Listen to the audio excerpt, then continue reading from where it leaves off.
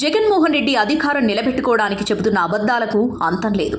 రాష్ట్రం అన్ని రంగాలలో విఫలమైన రాష్ట్రం అభివృద్ధిలో దూసుకుపోతుందంటూ జగన్మోహన్ రెడ్డి బహిరంగ సభలలో చెబుతున్న మాటలు విని ప్రజలు నవ్వుకుంటున్నారు. జగన్మోహన్ రెడ్డి దొంగ సాక్షి టీం జిల్లాల వారీగా ప్రజలలో ప్రాంతీయతత్వాన్ని రెచ్చగొట్టే విధంగా సమావేశాలు నిర్వహిస్తున్నారు. విశాఖ కార్యనిర్వాహక రాజధాని అని 5 ఏళ్లుగా చెబుతున్నా ప్రజలు చీకొట్టినా జగన్మోహన్ రెడ్డి బుద్ధి మాత్రం మారడం లేదు. విశాఖ, విజయనగరం, శ్రీకాకుళం జిల్లాలో యువతను సమీకరించి ప్రాంతీయ ఉద్దేశాలు రెచ్చగొట్టే విధంగా ఒక పత్రిక చెయ్యకూడని పనులను కూడా సాక్షి మీడియా చేపడుతుందంటే పత్రిక విలువలకు కూడా తిలోదకాలిచ్చారు.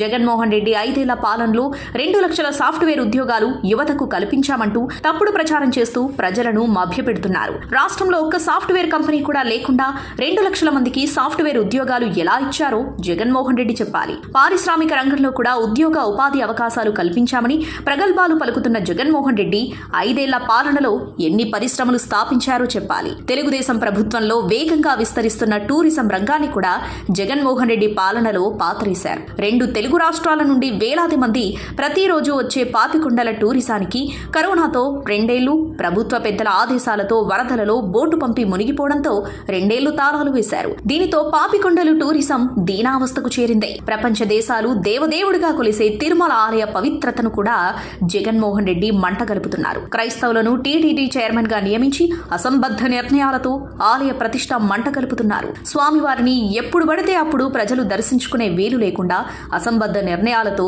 దేవుణ్ణి ప్రజలకు దూరం చేస్తున్నారు. తిరుమల దర్శనానికి వెళ్లిన భక్తులకు కొండపై ఉండేందుకు ప్యాకేజ్ల సదుపాయం ఉన్నా సామాన్య భక్తులకు అవి కేటాయించడం లేదు. తిరుమల కొండను జగన్మోహన్ రెడ్డి పాలనలో పూర్తిగా తన రాజకీయ ప్రాబల్యాలకు మాత్రమే వాడుకుంటున్నారు. లౌకికవాదం విధానాలతో ఉన్న రాష్ట్రంలో ప్రజలను కులమత ప్రాంతాలుగా విభజించి వారిలో విద్వేషాలు రెచ్చగొట్టడమే పనిగా జగన్మోహన్ రెడ్డి పాలన సాగుతోంది. జగన్మోహన్ రెడ్డి పాలన ప్రారంభమైన నాటి నుండి నేటి వరకు ఎస్సీ, ఎస్టీ, బీసీ, మైనారిటీ వర్గాలకు జరిగిన నష్టం మరెవరికీ జరగలేదు. ఆయా వర్గాలకు పాలనలో పదవులు ఇచ్చినట్లుగా ఇచ్చి వారిపై పెత్తనానికి తన సామాజిక వర్గానికి చెందిన వ్యక్తులను నియమించుకునే పాలన సాగించారు. ఎన్నికలు సమీపిస్తున్న తరుణంలో జగన్మోహన్ రెడ్డిపై వస్తున్న ప్రజా వ్యతిరేకతను కప్పిపుచ్చుకోవడానికి ఎస్సీ, ఎస్టీ, బీసీ, మైనారిటీ వర్గాలను దోషులుగా చూపి కొత్త వారికి టికెట్లు ఇస్తున్నారు. జగన్మోహన్ రెడ్డి సొంత సామాజిక వర్గం కూడా జగన్మోహన్ రెడ్డి వ్యవహార శైలికి విసుగు పుట్టి బయటకొస్తున్నారు. జగన్మోహన్ రెడ్డి 5 ఏళ్ల పాలనలో రాష్ట్ర సంపదను దాచుకోవడం తప్ప